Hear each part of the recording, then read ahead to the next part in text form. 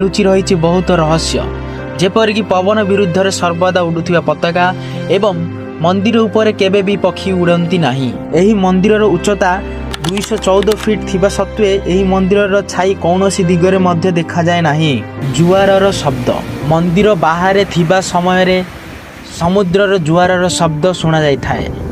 जेतेबेले मंदिर भीतर को प्रवेश करिया मात्रे ही समुद्रर जुआरर शब्द शुभा जाए नहीं।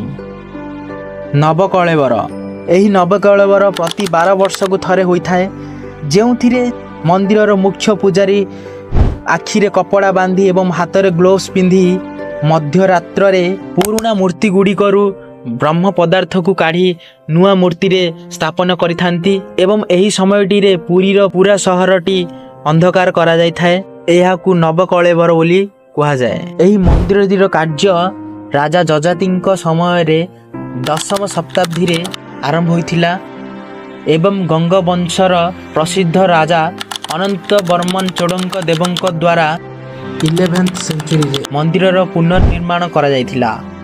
एहा परे अनंग भीम देवंक द्वारा 12th सेंचुरी रे एही मंदिरटीर पुनर्निर्माण होइथिला। एही मंदिर रे 4टी मुख्य द्वार रही।